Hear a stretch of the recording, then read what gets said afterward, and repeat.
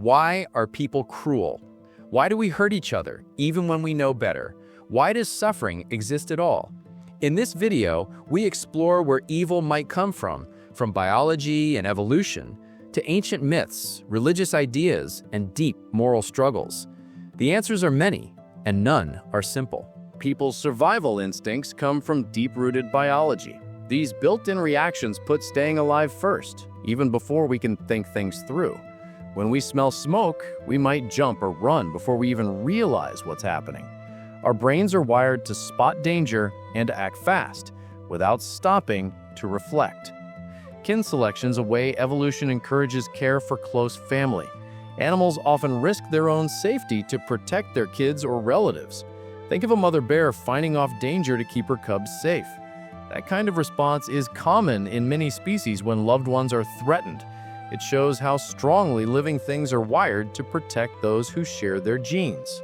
These built-in reactions happen without us thinking. When we're in danger, hormones like adrenaline rush in and push our bodies to either run or fight. Fear can even leave a strange taste in your mouth as your body gears up for quick action.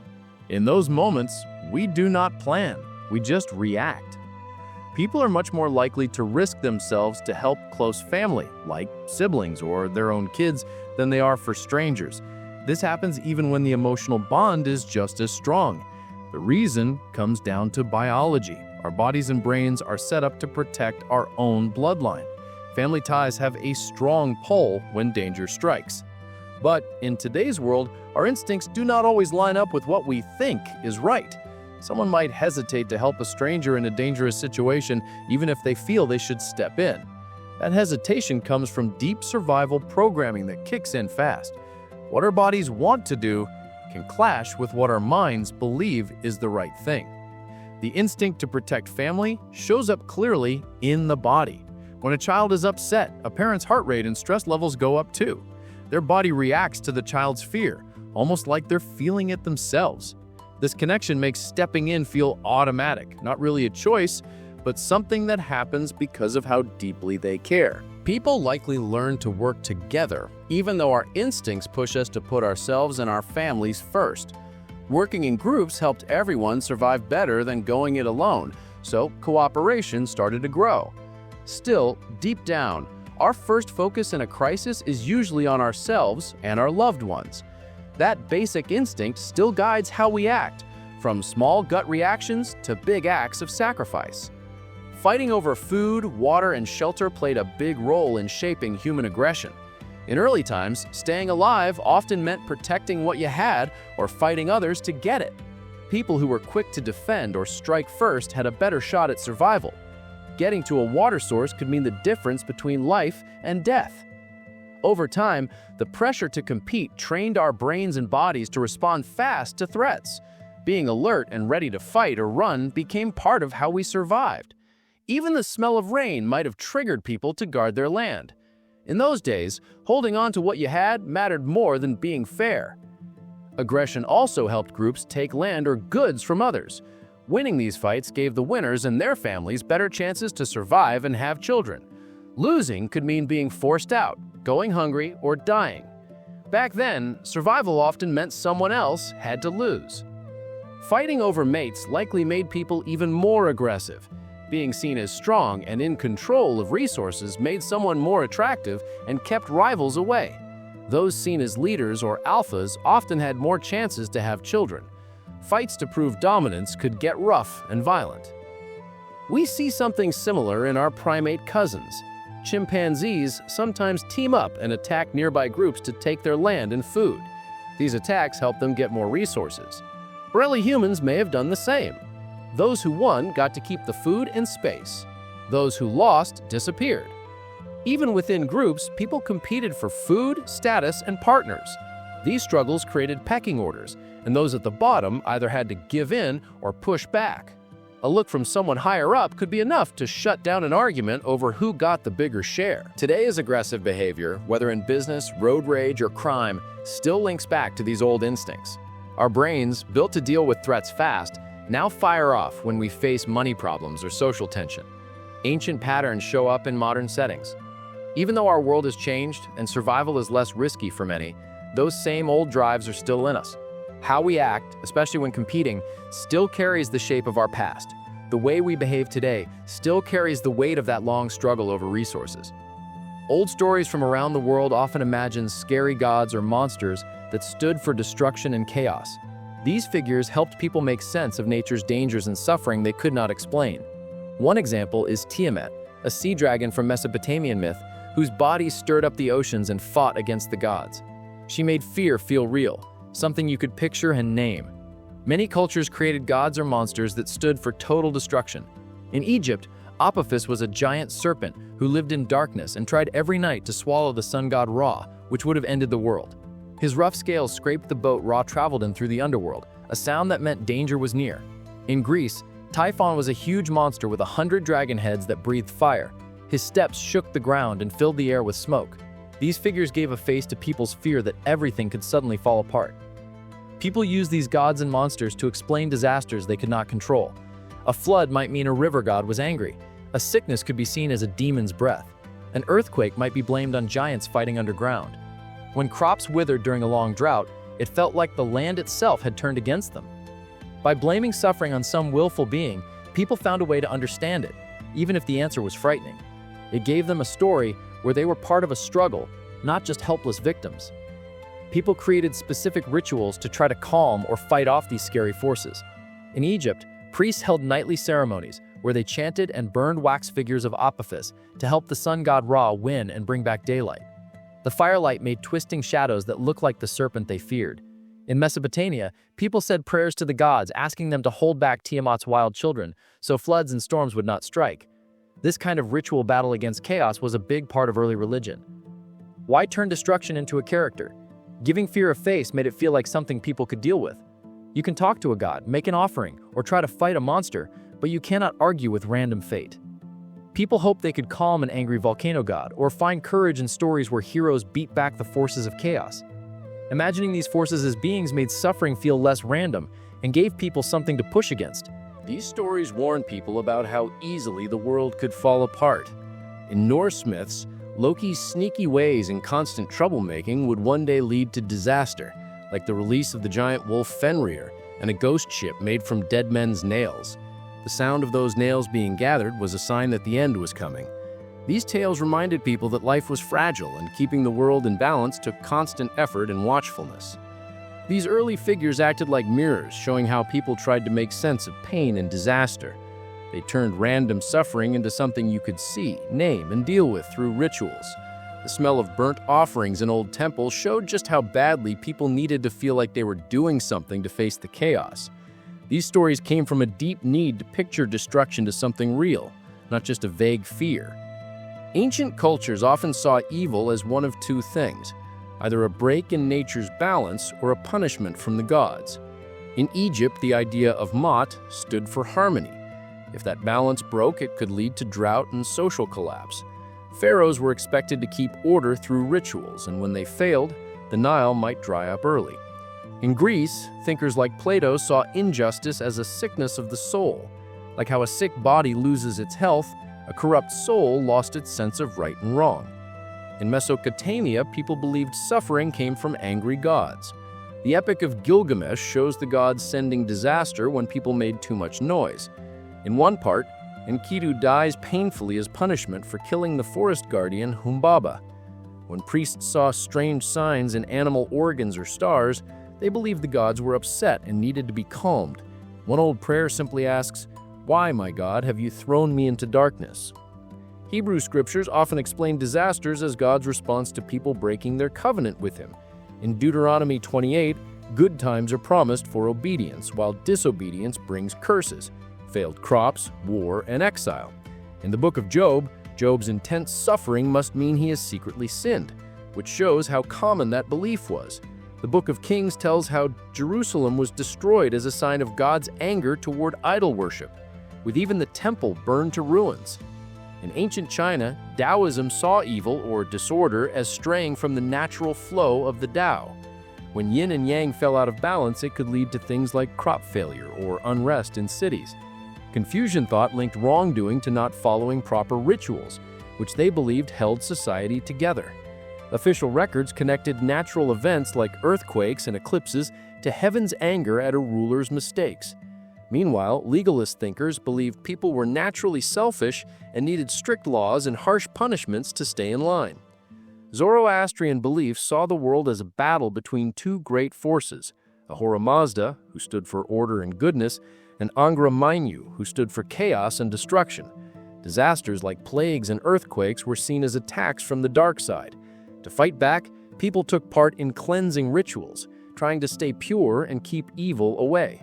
Persian kings claimed holy power to fight lies and keep the truth alive. Beliefs gave people clear ways to explain suffering. They saw natural disasters or chaos as signs the world was out of balance or that the gods were angry. To fix it, leaders or communities had to act, offering rituals, sacrifices, or changes in behavior. At this stage, people did not blame human nature itself for evil. That idea came later, as religious thinking shifted towards seeing the problem as rooted in human hearts. These early views and the later ones mark a major difference in how evil was understood. The main problem comes when we say God is all-powerful, all-knowing, and completely good. If that is true, then why is there so much pain, sickness, hunger, war? If God wants to stop it and can stop it, why does it still happen? This question deeply troubles many believers and strengthens arguments from non-believers. Even some of the oldest writings, like the Book of Job or Greek tragedies, wrestled with this puzzle. Early Christian thinkers tried to explain it. Irenaeus said suffering might help shape us into better people. Later, Leibniz said this world might be the best possible version, even with its pain. These ideas often depend on the thought that maybe we just cannot understand God's bigger plan. People have had this debate for centuries, in churches, in books, and in quiet prayers surrounded by candlelight and incense. Modern religious thinking often focuses less on big explanations and more on how people respond to suffering. Some views, like process theology, say God does not control everything but suffers alongside us. Others say evil comes from how people use their free will, not from God. This helps explain things like war or genocide, but natural disasters like plagues or earthquakes remain harder to understand. A crying child in a makeshift clinic makes the question feel painfully real. Some people look at the issue through their personal experience, not abstract ideas. They keep their faith not because they found an answer, but because they keep going in the face of suffering. Stories like the crucifixion give them comfort, showing a God who knows pain, not because they solve the problem, but because they help carry it. For many, faith stays even when reason cannot explain everything. This ongoing struggle deeply shapes how people believe and worship. It pushes new ways of reading old teachings again and again. People gather not just to celebrate, but also to grieve together, facing the pain of life honestly. Church bells can sound like both a cry and a promise. There is no final answer, just the hard, ongoing work of faith. Augustine tries to answer the problem of evil by talking about free will. He says that real moral choice must include the chance to choose wrong. God gave people this freedom, and that makes love and goodness real, not forced. Without freedom, good behavior would be empty, just following a script.